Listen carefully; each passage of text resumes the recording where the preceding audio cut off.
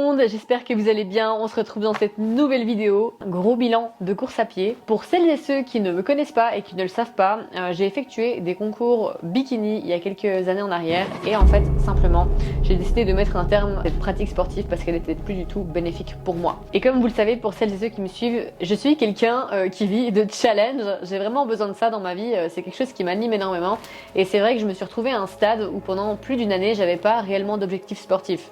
J'ai toujours continué de m'entraîner en salle de muscu, mais c'est vrai qu'il me manquait la petite flamme, le petit truc qui faisait que j'avais vraiment envie d'aller m'entraîner et que je savais pourquoi je le faisais. Ce qui s'est passé, c'est que le 12 avril, j'ai enfilé une paire de running et j'ai décidé d'aller courir. Je crois que j'ai couru 5 ou 6 km, je sais plus, je vous mettrai ma petite sortie parce que je l'ai gardée en souvenir. Mais comment vous dire que c'était les 6 km les pires de ma vie. Et là, j'ai vraiment tout remis en question. Je me suis dit, mais attends, t'es coach sportive, tu fais de la musculation depuis bientôt 6 ans. Et voilà, ça bégaye sévère sur un 5-6 km. Je me suis dit que si ça faisait mal comme ça, c'est qu'il fallait que je travaille à fond là-dessus. Donc, je suis allée progressivement. Le premier mois, j'ai couru, je crois, 35 km, sauf erreur de moi. Et après, en fait, ça s'est fait step by step jusqu'à atteindre les 1147 km en 7 mois. Alors, j'ai conscience que ça peut paraître beaucoup pour certaines personnes et peut-être pas beaucoup pour d'autres.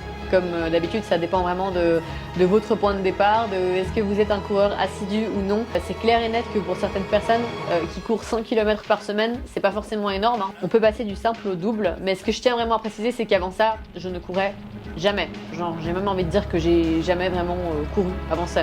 J'ai déjà fait un petit peu de vélo, de choses comme ça, mais j'avais vraiment aucune pratique à ce niveau-là et un cardio vraiment pitoyable. Mais bref, comme pour tout, quand on travaille, je pense qu'on peut avoir des résultats, hein. C'est qu'une question de discipline sur du long terme. Et je vous promets que franchement, si vous arrivez à vous accrocher à un objectif, vous pouvez vraiment très très vite progresser. Du coup, j'ai commencé à courir et au bout d'une semaine, je me suis dit, bon, c'est bien beau tout ça, mais il faut un objectif, quoi. Il me faut vraiment quelque chose qui m'anime, qui me... Ouais, voilà, un truc qui me donne la flamme d'aller courir, de continuer de m'entraîner. Et en fait, ce qui s'est passé, c'est que je suis montée à la montagne. Je suis montée à la montagne, du coup, ouais, au mois d'avril aussi, genre 1 ou 2 semaines après. Et en fait, j'ai eu ce qu'on appelle genre un flash, en fait. Une forme de waouh, c'est ça en fait que je veux faire. Je me suis rendu compte de la facilité que j'avais à grimper en haut de ces montagnes et je me suis dit mais c'est fou en fait, c'est ça que j'aime et c'est ça que je veux faire. Et surtout, comme je le dis souvent, en fait, je suis passée vraiment d'un sport qui est aux antipodes de la course à pied, dans le sens où on est enfermé dans une salle de sport, il y a des miroirs partout et c'est un sport ultra nombriliste où on est vraiment concentré sur soi-même et sur son reflet. Et je sais que moi personnellement c'était plus du tout bénéfique pour moi, c'était même devenu toxique sur du long terme. J'arrivais jamais à être fière de moi, j'arrivais plus à me sortir de ma zone de confort et c'était devenu vraiment problématique. Donc en fait j'ai commencé comme ça, donc quand je suis arrivée en haut de cette montagne, j'ai observé le paysage autour de moi et je me suis dit mais waouh, c'est trop beau et en plus c'est à côté de chez moi. Et ouais, c'était tellement comme une évidence que, en fait, quand je suis rentrée chez moi le soir, je me suis dit, il me faut un objectif. Genre, le lendemain matin, comme d'habitude, je vais à la salle de sport à 5h et là, je me mets un podcast de la chaîne Motivation du célèbre David Goggins. Donc, c'est un mec, en fait, qui a couru 169 km sans se préparer. Et en fait, j'écoute ce podcast et puis je suis en train de m'entraîner et je me dis, putain, il est vraiment taré ce mec. Mais pourquoi pas moi en fait, simplement. Donc c'est clair et net que j'ai pas fait une course de 169 km, mais je me suis dit, si le mec il a été capable sans se préparer de faire ça, alors moi je peux être capable en me préparant à quelque chose de au moins porter un dossard et d'aller faire une course. Et quand je suis rentrée le soir chez moi, je me suis mise sur internet et j'ai commencé à regarder toutes les courses qu'il y avait sur les mois qui allaient venir. Je tombe sur la fameuse course des Dents du Midi. Donc le tour des Dents du Midi, c'est le tour d'une chaîne de montagnes en fait où vous faites 57 km avec 3700 de D+, et de D-. Donc c'est quand même un exploit assez important, on va dire. Et moi je me suis dit, bon, vas-y, ça fait 1 semaine que tu cours, inscris-toi, on y va et on verra. Et je l'ai fait. Je me suis vraiment inscrite sans vraiment prendre conscience de la grandeur de l'objectif, mais je me suis dit, allez, j'ai 6 mois pour me préparer, let's go, on y va. Et en plus, ce que j'aimais bien, c'est que c'était à 2 jours près mon anniversaire, donc je me suis dit, c'est mon cadeau d'anniversaire pour mes 27 ans, voilà, il y a des gens qui aiment s'offrir d'autres styles de cadeaux. Moi, c'était un cadeau que j'avais envie de me faire perso, donc voilà, j'étais trop contente de pouvoir m'offrir ça pour mon anniversaire. Et bien évidemment, j'ai participé aussi à 3 autres courses entre temps, un 29, un 24 et un 17 km. Donc c'était vraiment déjà histoire de pouvoir me faire une expérience. Pour construire cette vidéo, je vous ai un petit peu demandé sur Instagram si vous aviez des questions, et il est souvent revenu cette question-là: est-ce que je me suis fait des blessures? Donc blessures en tant que telles, non. Je n'ai pas eu spécialement de blessures. Par contre, c'est vrai que j'ai eu ce qu'on appelle des douleurs. Je pense qu'ils sont des douleurs liées à l'adaptation aussi. Faut savoir que je pense que quand on commence la course à pied, c'est quand même important de faire ce qu'on appelle une augmentation progressive du volume. Ça voudrait dire qu'il ne faudrait pas commencer à courir 100 km par semaine si vous l'avez jamais fait avant, parce que vous allez avoir mal. Et moi, j'ai eu quelques petites douleurs, que ce soit au tibia, au mollet, au psoas, qui se sont assez vite estompées. Ce que je faisais, c'est que j'essayais de courir à du 5 sur 10 sur l'échelle de la douleur, et en général au bout de 2-3 semaines ça finissait par s'estomper. Donc vraiment j'ai eu une très chouette adaptation. Là où je me suis fait vraiment mal, bon c'était pas en course à pied, mais 3 jours avant mon échéance des Dents du Midi, je me suis cassé la figure en vélo, je me suis bien ouvert le genou, donc blessure un peu superficielle, mais c'était quand même un petit peu douloureux. Mais bref, ça c'était pas le plus important. Pendant ma course des Dents du Midi, j'ai eu ce qu'on appelle le syndrome de l'essuie-glace à la jambe droite. Donc à partir du kilomètre 40, à savoir que j'étais jamais montée plus loin que 29 km, à partir du kilomètre 40, j'ai commencé à avoir de fortes douleurs sur le pied gauche et justement au genou droit vers l'extérieur. Et c'est vrai que ça m'a vachement pénalisé sur tout le reste de la course. Ça a été un petit peu 19 km de chemin de croix, la fin, mais c'est pas grave, je suis quand même allée au bout, et fort heureusement pour moi, après un mois, j'avais plus rien, j'avais plus de douleur, mais il m'a fallu un petit temps de récupération. On m'a aussi beaucoup demandé comment j'avais fait pour progresser aussi vite. En fait, la vérité, je pense qu'il faut être déjà de 1 régulier, il faut savoir s'écouter, il faut aussi manger suffisamment, parce que la nourriture c'est le carburant de votre corps. Moi j'ai fortement augmenté mes calories depuis que je cours, surtout mes apports en sucre, ça m'a beaucoup aidé dans mon énergie aussi sur mes runs. D'ailleurs vous n'êtes pas sans savoir que quand on fait de la course trail ou de la course à pied tout court, quand on commence à aller sur des grandes distances, on doit entre guillemets s'alimenter quand on mange. Sur la course des Dents du Midi, j'ai dû manger une 30aine de pâtes de fruits, des barres protéinées, du saucisson, des cornichons, enfin voilà, c'était vraiment un mix un petit peu de plein de trucs que je savais que j'allais digérer. J'ai fait des tests à l'entraînement pour être sûr que ça allait me convenir. Mais voilà, c'est super important de bien vous alimenter et surtout de bien dormir. Je dors au moins entre 7h30 à 8h par nuit. C'est vraiment quelque chose que j'ai essayé de mettre dans ma routine, de me mettre un coucher à heure fixe pour être sûr d'avoir mes heures de sommeil. Ça, je le vois, c'est un très gros impact sur mes entraînements. C'est ce qui va aussi me permettre d'être performante quand je vais aller m'entraîner. Ensuite de ça, je fais partie des personnes qui n'enchaînent jamais plus de 2 jours d'entraînement consécutifs. Ça veut dire que je vais pas faire plus de 2 sorties de course à pied à la suite, dans le sens où après je sens que mon corps il accepte pas encore que je fasse plus, donc du coup c'est vraiment hyper important pour moi de l'écouter. C'est aussi pour ça que j'avais envie de me challenger un peu sur cet objectif là, c'était d'apprendre à écouter encore plus mon corps et ce qu'il allait me dire. Il faut savoir que je ne me force jamais à courir. Si j'ai prévu d'aller courir et que je sens que je vais pas bien, que j'ai pas d'énergie, que je suis pas dans le bon mood, je préfère repousser ma séance et me dire j'irai demain, parce que je vais vraiment aller demain. Quand vous avez de la discipline et que c'est un objectif qui résonne fort en vous, vous pouvez aussi vous dire c'est pas grave, je le fais pas aujourd'hui parce que mon corps est fatigué, mais par contre je le ferai demain. Et c'est aussi comme ça que ça fonctionne la discipline. Je pense que c'est aussi beaucoup dans le respect et l'écoute de soi. Dans ce qui m'a aidé à progresser aussi, c'est de lire énormément, c'est d'écouter des podcasts, des partages d'expériences. Je vous avoue que je suis assez fan de ça, dont une chaîne YouTube qui s'appelle Runwise et Running Addict, dont les vidéos je trouve assez intéressantes. Si jamais, je vous mettrai leur chaîne en barre d'infos. Je trouve qu'il y a vraiment pas mal de conseils pour les débutants et sur comment aussi arriver progressivement dans le milieu de la course à pied. Ce qui m'a aussi beaucoup aidé à progresser, c'est le choix des chaussures. Donc je sais que pas tout le monde va peut-être être d'accord avec moi ou va avoir ses préférences. De nouveau, moi je cours à peu près 40 km par semaine, donc je me sens bien dans les chaussures que j'ai actuellement. Je cours avec des Nike Zoom 5, j'en ai plusieurs paires et franchement j'en suis très contente. Donc ça c'est quand je vais courir sur du bitume. Pour ma course trail que j'ai effectuée les 59 km, j'ai couru avec des Zoom X Nike Fly Plate, donc c'est les toutes nouvelles là qui sont sorties cette année.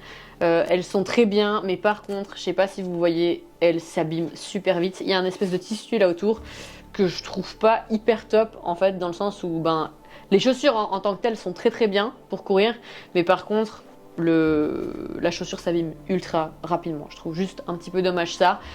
Sur mes autres courses, j'ai couru avec Supercross 4 de chez Salomon, donc rien à voir. Une chaussure pour le moins assez minimaliste, mais je me suis vite rendu compte que sur le 29 km que j'avais fait, j'avais quand même vachement subi la descente et que ça serait peut-être bien que j'ai une chaussure où il y avait un petit peu plus d'amorti.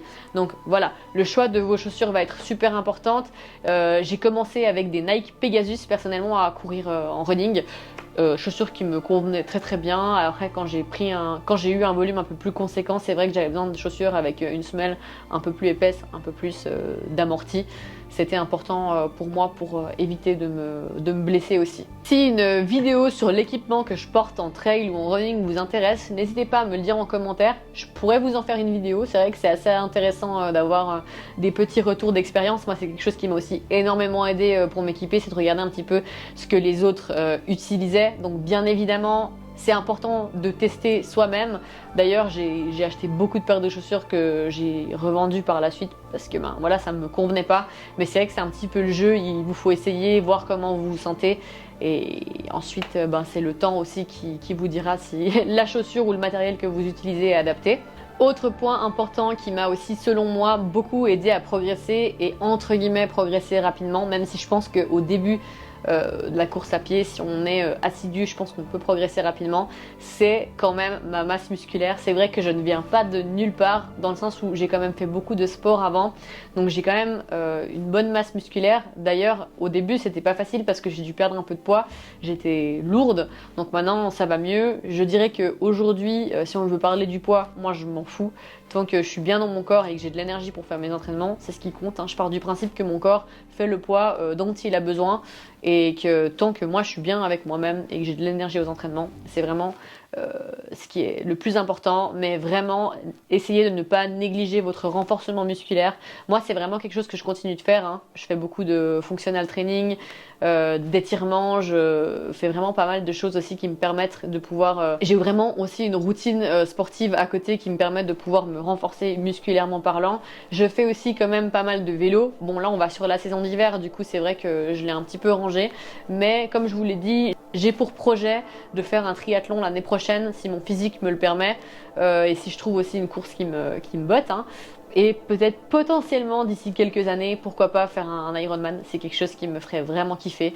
Donc voilà, je vais pas trop me prononcer là-dessus encore, c'est des idées que j'ai, mais comme je sais que je suis assez spontanée dans mes, dans mes idées et dans mes objectifs, je me dis que je laisse le temps à mon corps aussi de me guider un petit peu vers où il a envie que j'aille. Ensuite, au niveau de la course à pied, on m'a demandé ce que ça m'avait apporté personnellement de commencer à courir. Ben, j'ai envie de vous dire du renouveau. C'est vrai que ça change de sortir de sa salle de sport, d'aller en extérieur. C'est un moment en fait vraiment privilégié avec moi-même où il y a juste moi et rien d'autre. Et ce que j'aime en fait et ce qui m'anime, c'est que quand je rentre dans un entraînement, bah, en général, je suis vraiment fière de moi et ça c'est ce qui me manquait en fait dans ma pratique sportive de la musculation, c'était de nouveau avoir des entraînements où je sortais fière de moi. Je pense que cultiver la fierté de soi, c'est quelque chose qui est super important et ça passe aussi par des petits actes du quotidien, comme le fait d'aller s'entraîner, d'aller au bout d'un entraînement et de se dépasser un petit peu. Je me suis aussi beaucoup rendu compte que ces dernières années, enfin ces 2 dernières années surtout dans mes entraînements muscu, je mettais plus l'intensité que je mettais au début et j'avais tendance un petit peu à me lamenter, dire que j'avais pas de résultats, mais je me rendais pas compte qu'en fait je m'étais vraiment enfermée dans un truc, enfin un cercle de négativité qui faisait que je mettais pas suffisamment d'intensité dans mes entraînements, du coup je progressais plus, je dirais même que je régressais et ça m'impactait moralement parce que je voyais que de toute façon ça me menait pas là où j'avais envie d'aller. Donc je pense que c'est super important dans le sport comme dans la vie, c'est de faire une activité qui vous plaît. La muscu c'est très bien pour perdre du poids, la course à pied c'est très bien, la piscine, le vélo, ce que vous voulez, mais le but si vous voulez tenir sur du long terme, c'est vraiment de faire quelque chose que vous aimez. C'est pour ça que je vous dis qu'en termes d'objectifs sportifs, je sais pas encore où j'ai envie de m'orienter réellement l'année prochaine. parce que en fait j'écoute ce qui me fait vibrer, j'écoute mon corps et là où j'ai envie d'aller en fait. Et comme je suis assez spontanée, bah, je me dis qu'on verra bien, hein. Je me suis inscrite à une course de 57 km alors que j'avais zéro expérience, une semaine après avoir commencé à courir.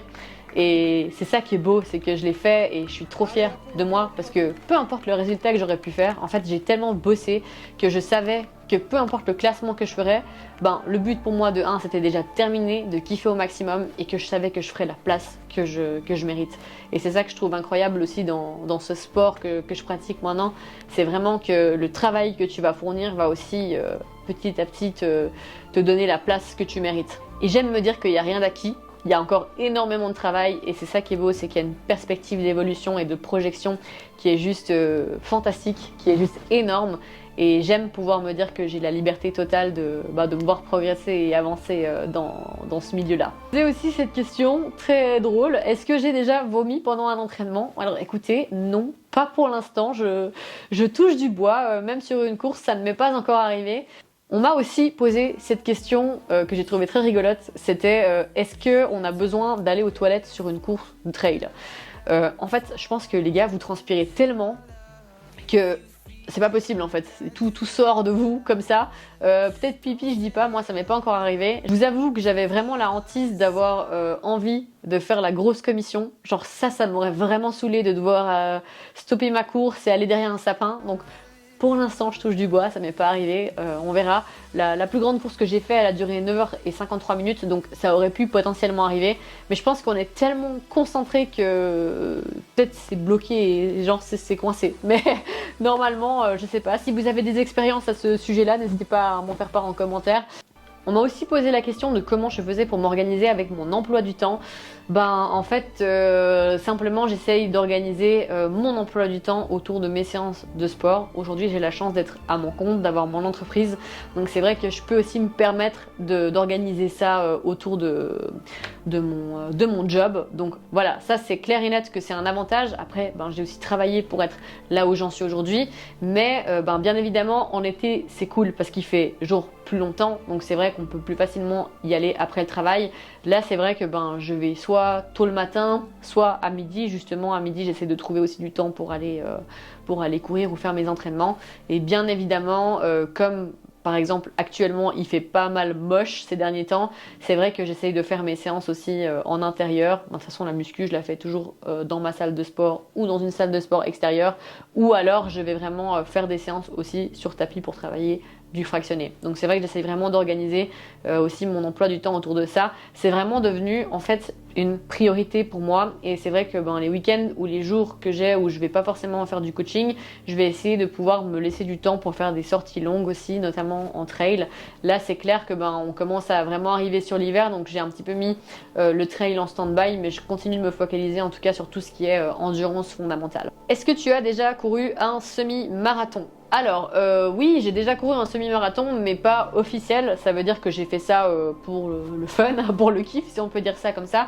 Le tout premier que j'ai fait c'était 1 mois et demi après avoir commencé la course à pied, j'ai fait 2h08 et là 7 mois après j'ai fait 1h53, donc je me suis déjà bien améliorée. J'avoue que c'est pas spécialement ce que je regarde dans le sens où ben je suis pas une coureuse qui fait que du bitume.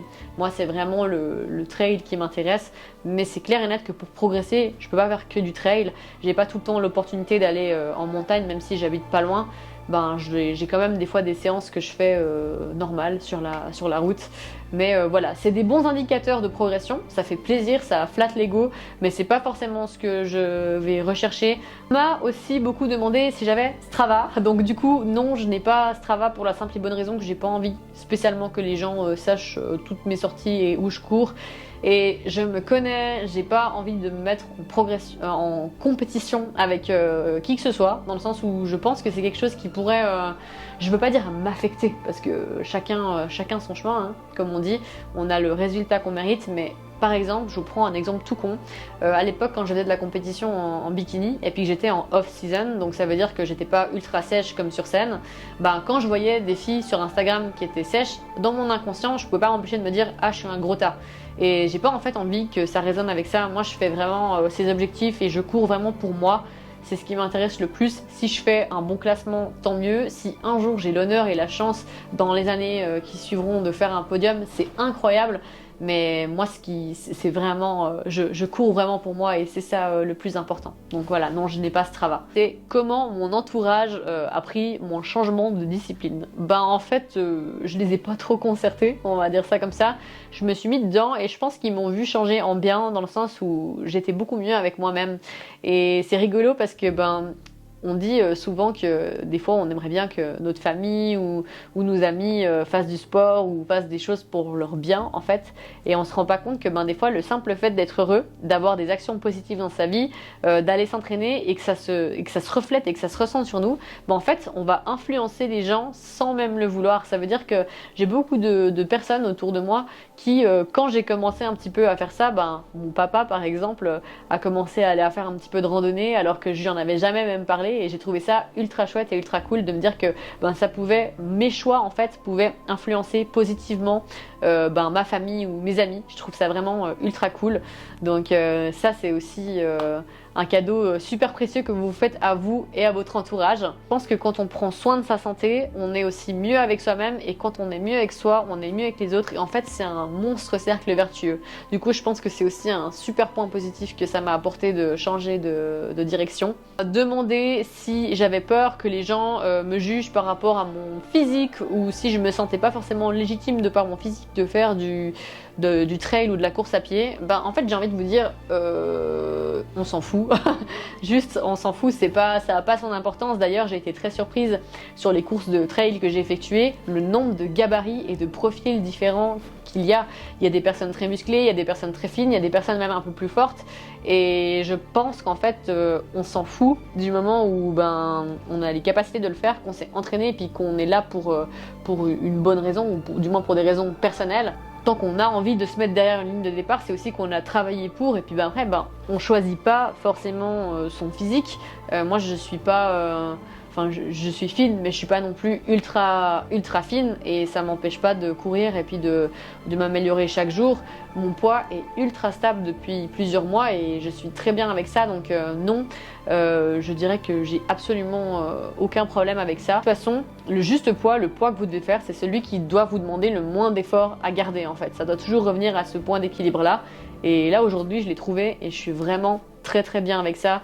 Et ça, je pense que c'est un des plus beaux cadeaux que la course à pied et que le trail ont pu m'apporter sur ces derniers mois. S'il y a vraiment un message qui est super important à retenir dans cette vidéo, c'est que ce qui va vraiment faire que vous allez arriver au bout de votre objectif et où vous avez envie d'aller, c'est la discipline.